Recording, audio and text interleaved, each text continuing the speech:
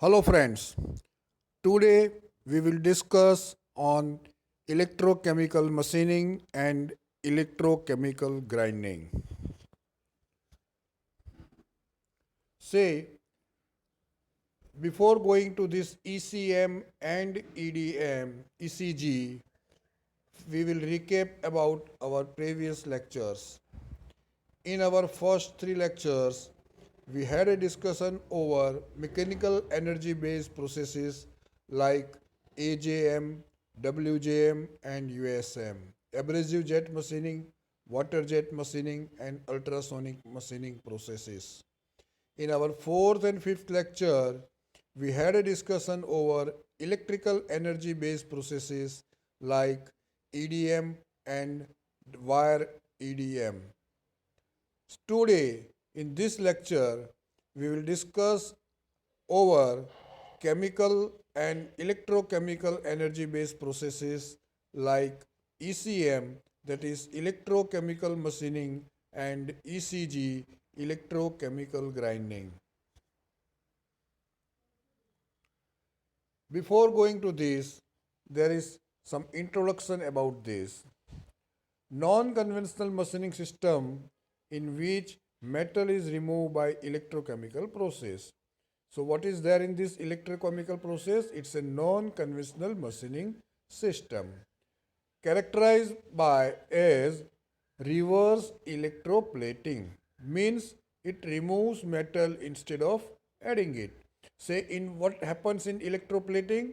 In electroplating, we are adding a metal on a workpiece, while as it's a reverse electroplating, means we are removing the metal from the workpiece.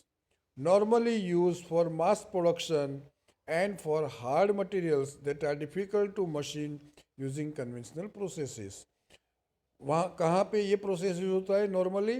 तो जहाँ पे if we want to have a mass production and a on hard materials जो conventional machining process में difficult होता है. Both external and internal geometries can be machined. मतलब बाहर भी आप मशीनिंग पर कर सकते हो और आपका वर्कपीस में इंटरनल सरफेस में भी आप मशीनिंग कर सकते हो.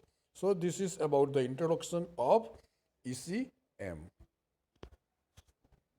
Now what is the principle of this ECM? ECM is basically working on the Faraday's law of electrolysis. What is there in Faraday's law? Faraday's laws में क्या है?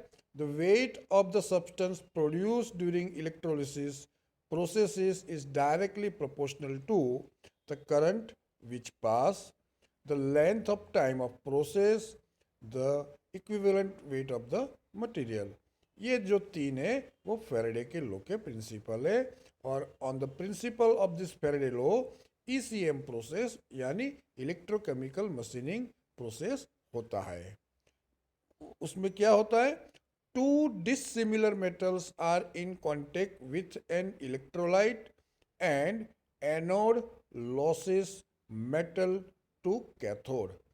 एनोड जो आपका आपने आपको वर्कपीस, अब हम आगे देखेंगे, एनोड को वर्कपीस बनाना है और कैथोड आपका टूल होता है.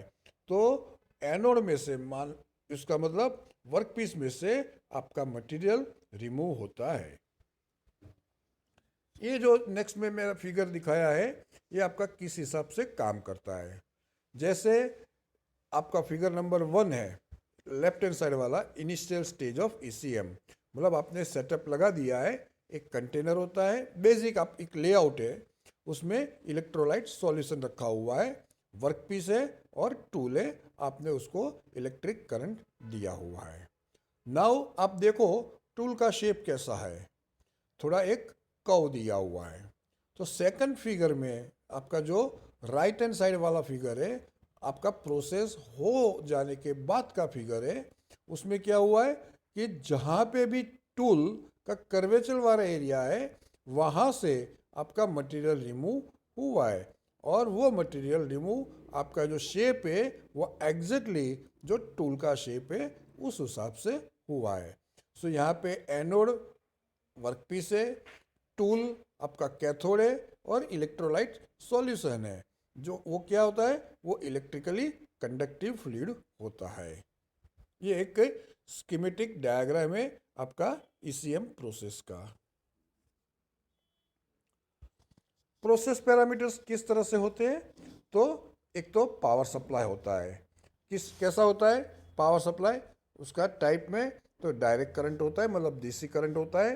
Voltage is in the range of 2 to 35, current is in the range of 50 to 40,000 amperes and current density is 0.1 ampere per millimetre square to 5 ampere per millimetre square. Electrolyte solution उसका कौन सा होता है, तो mostly NaCl मतलब sodium chloride और NaNO3 sodium नाइट्रोक्साइड होता है। Temperature that is in the range of 20 to 50 degree centigrade होता है। फ्लो रेट 20 लीटर्स पर मिनट पर 100 ampere current and pressure is 0.5 to 20 बार होता है। वर्किंग गैप कितना होता है, तो 0.1 mm to 2 mm, overcut 0.2 mm to 3 mm, feed rate is 0.5 millimeter per minute to 15 millimeter per minute। Electrode material copper, brass या bronze. Surface roughness in RA that is 0.2 to 1.5 micro millimetre. ये आपका जो process का parameters होता है। सब system में क्या होता है, तो power supply, electrolyte, tool, control system and एक मशीन होता है। ये आपका मेन सब सिस्टम होता है। ये एक फिगर जो मैं दिखाता हूँ, ये आपका पूरा जो प्रोसेस है, जो मैंने पहले जो फिगर दिया था वो सिर्फ आपका एक कंटेनर में वर्कपीस और टूल और इलेक्ट्रोलाइट सॉल्यूशन का दिखाया हुआ था। यहाँ पे कंप्लीट लेआउट दिखाया हुआ है। पंप होता है, फिल्टर होता है, हीट एक्सचेंजर होता है, टूल, वर्कपीस, नीचे फिक्सर है जहाँ पे आप वर्कपीस हेल्ड करते हो, एक टैंक है, टैंक के अंदर आपने डाइलेक्ट्रिक फ्लूइड दिया हुआ है, और एक वर्कपीस है उसको आपने कैथोड बनाया हुआ है, और जो आपका टूल है उस सॉरी वर्कपीस है वो आपका एनोड है, और टूल है वो आपका कैथोड है। एनोड में से मटेरियल रिमूव होके आपका टूल के ऊपर जाता है। ये उसका एक लेआउट है।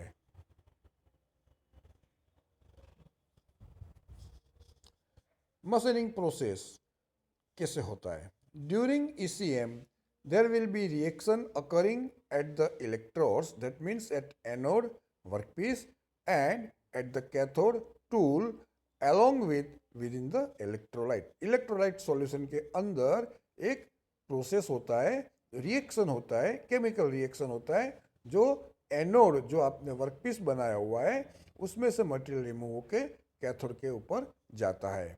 For example machining of low carbon steel, which is primary a ferrous alloy mainly containing iron. Salt solution of sodium chloride NaCl is taken as the electrolyte।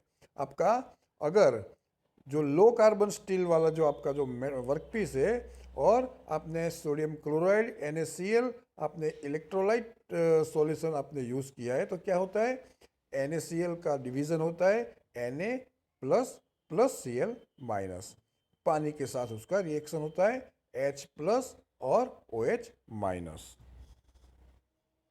Machining process कैसे होता है, as the potential difference is applied between the workpiece and tool the positive ions move towards the tool and negative ions move towards the workpiece.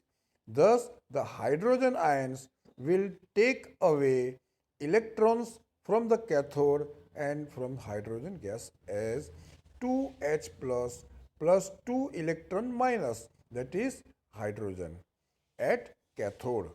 Similarly the iron atoms will come out of the cathode। जो आपका जो iron जो है वो आपका workpiece में होता है और वो एनोड आपने बनाया हुआ है, तो क्या होता है Fe is equal to Fe double plus plus 2 electron minus. इस तरह से आपका मशीनिंग प्रोसेस होता है। Within the electrolyte iron ions would combine with chloride, hydroxyl ions to form ferrous chloride, ferrous hydroxide, and similarly sodium ions would combine with hydroxyl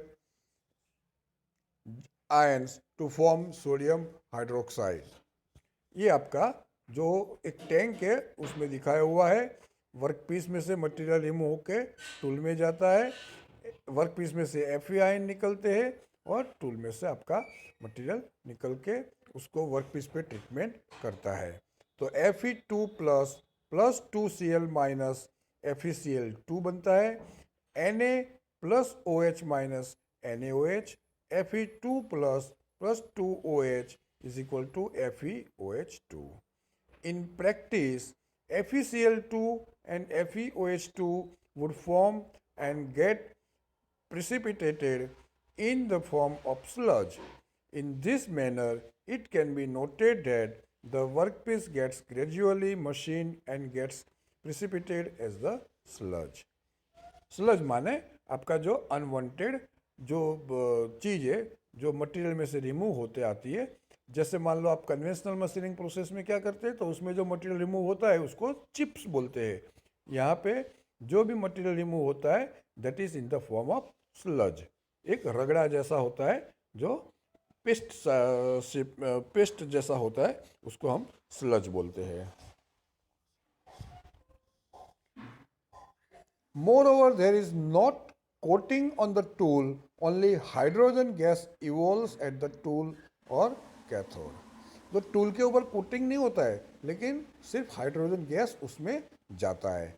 as the material removal take place due to atomic level dissociation, the machine surface is of excellent surface finish and stress free.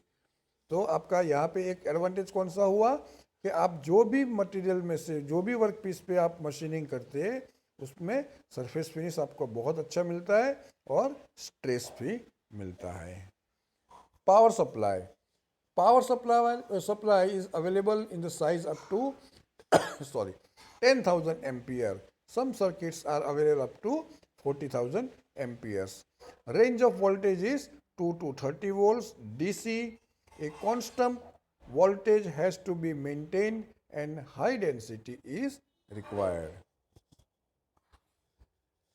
Electrolyte, common electrolytes used are sodium chloride, जैसे मैंने पहले बताया था, sodium nitrate, sodium hydroxide, sodium fluoride, sodium chlorate, potassium chloride and sulfuric acid. These are the common electrolyte solutions we can use. These solutions on reaction produces an insoluble compound in the form of sludge. बराबर, ये जो electrolyte आप use करते हैं तो जो नीचे आप मशीनिंग के बाद में जो भी आपका स्लज मिलता है दैट इज इनसॉल्युबल, कहीं पे उसको सॉल्युबल होता नहीं है। Electrolyte solution is pump between the tool and workpiece and we have to maintain a gap of about 2.5 Newton per millimeter square and 30 meters per minute, that is the feed rate.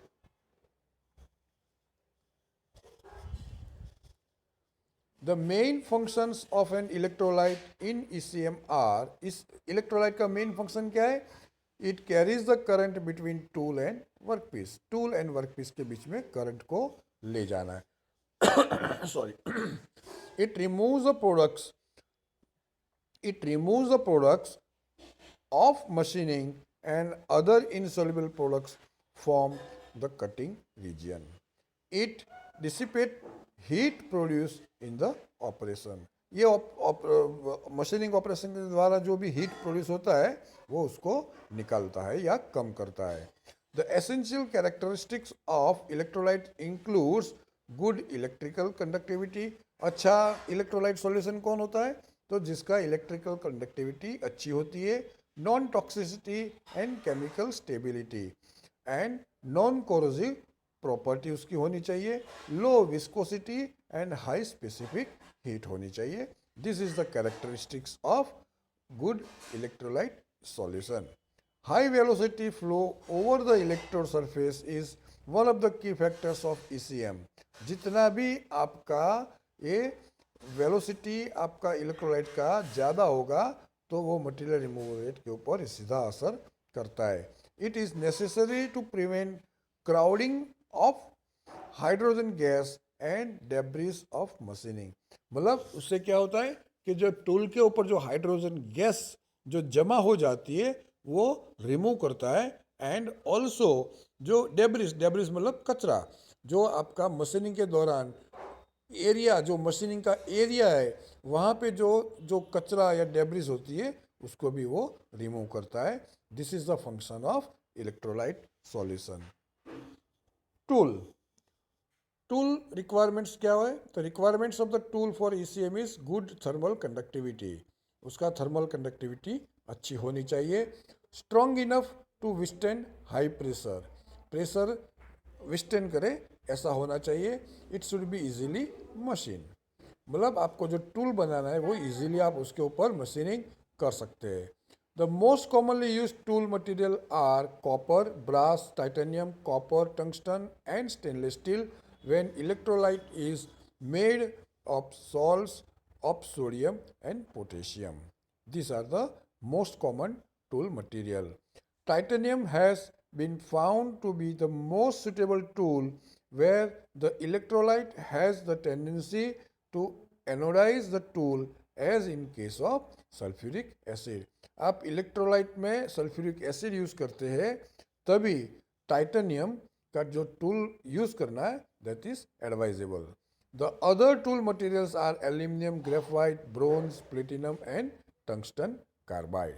So this is about the tool. The general requirement of tool material in ECM are it should be conductor of electricity. उसका requirement क्या है? तो वो electricity का conductor होना चाहिए. It should be rigid enough to take up the load due to the fluid pressure. वो एकदम रिजिड भी होना चाहिए, ऐसा नहीं कि वो बेंड हो जाए या टूट जाए या हिल जाए, ऐसा नहीं होना चाहिए. It should be chemically inert to be electrolyte, chemically inert होना चाहिए. It should be easily machinable to make it in the desired shape. आपको जो शेप में मशीनिंग करना है वो शेप के आप उसमें ला सको, ऐसा होना चाहिए. वर्क पीस जो हम एनोड बनाते हैं, तो work piece should be conductor of electricity, so it is almost limited to metals only. तो ये प्रोसेस आप ईसीएम प्रोसेस किसके ऊपर कर सकते हो? जो वर्कपीस का मटेरियल इलेक्ट्रिकली कंडक्टिव हो उसके ऊपर. The control system. The control parameters includes voltage, inlet and outlet pressure of electrolyte, temperature of the electrolyte. This is the these three things that we have to control during the process. The current is dependent on above parameters and feed rate. ये जो मैंने एक figure दिखाया हुआ है जिसमें आप machining करते, जो पहले एक फिगर था सेम फिगर था. मटेरियल रिमूवल रेट क्या होता है? तो material removal rate is an important characteristics to evaluate efficiency of a non-traditional machining process. In ECM, material removal rate take place due to atomic dissolution of work material which is governed by Faraday's law of electrolysis. So material removal rate is equal to M divided by Tp, where M is equal to I A divided by Fv is equal to the mass of material resolved. I is the current, A is the atomic weight, V is the valency.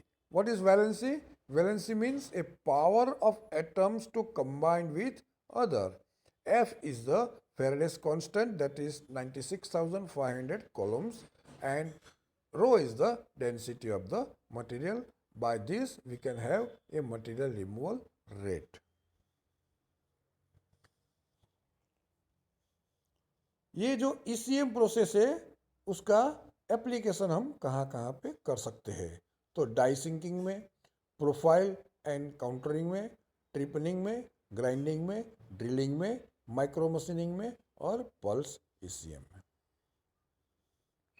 ये जैसे मैंने एक die sinking का figure आपको दिखाया हुआ है। दूसरा है 3D प्रोफाइलिंग जो है, जैसे कि मान लो आपका टरबाइन का ब्लेड हो।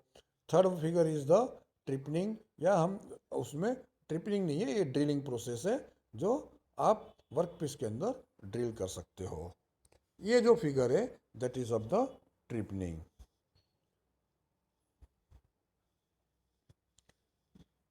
Now economics and products.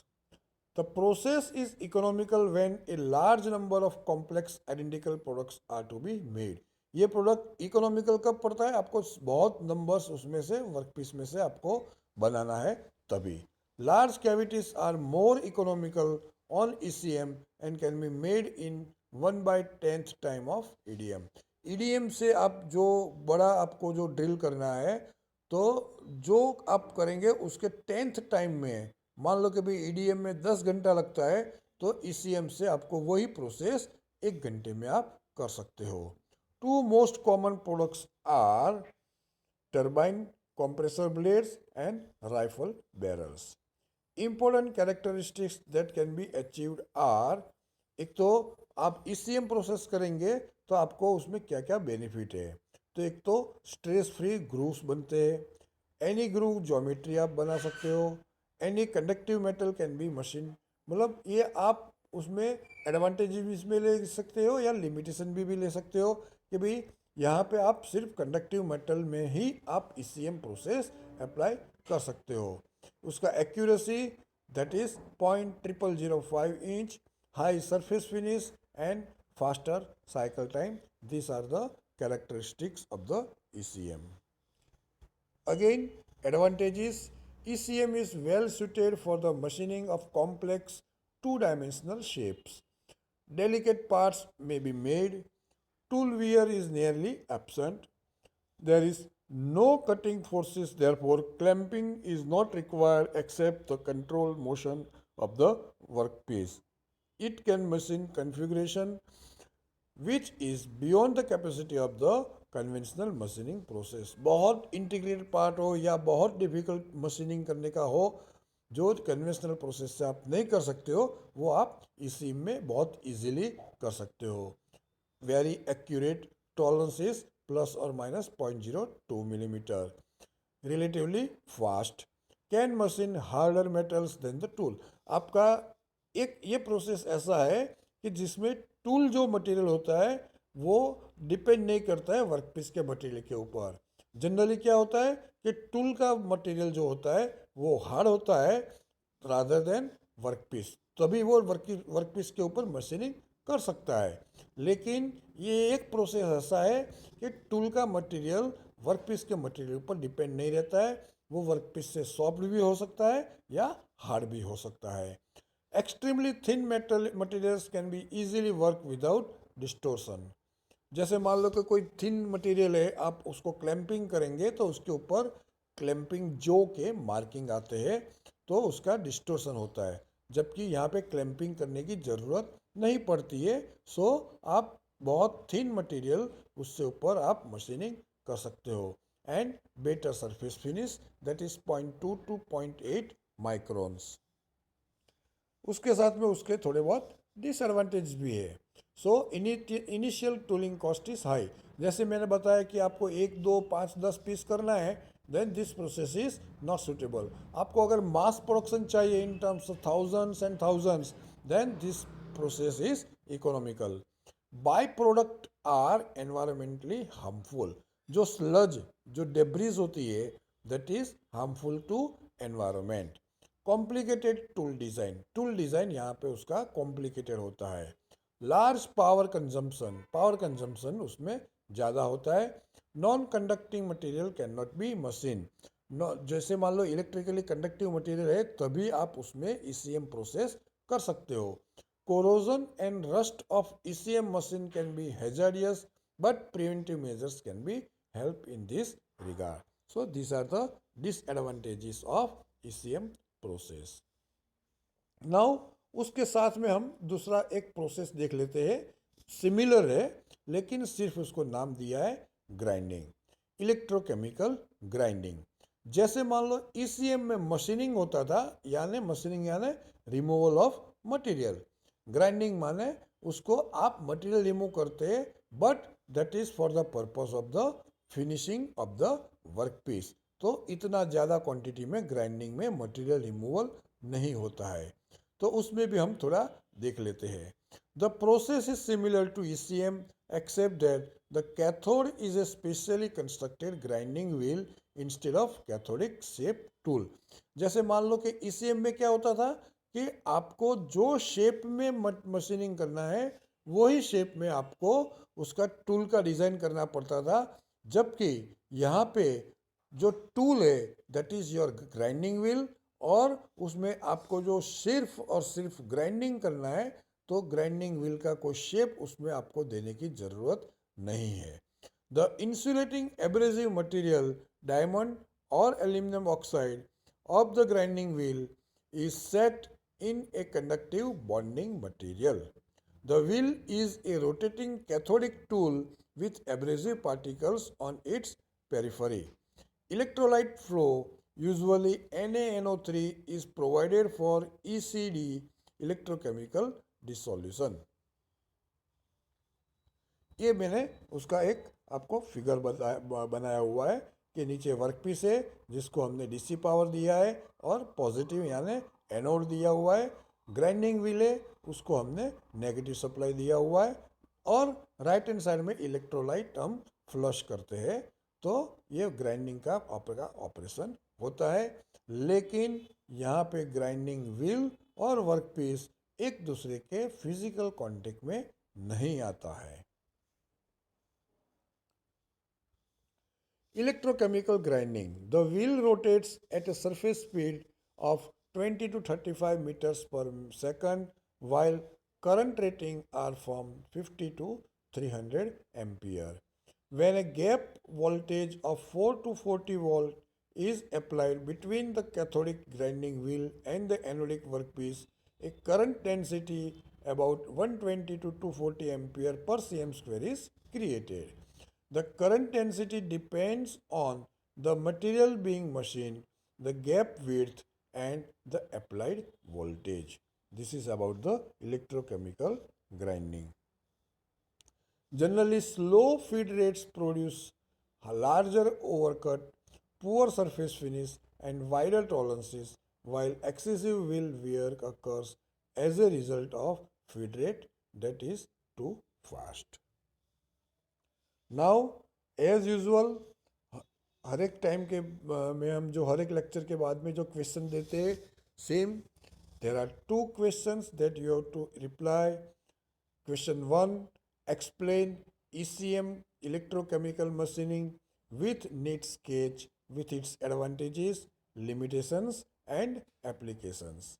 Second is explain electrochemical grinding with sketch. Thank you.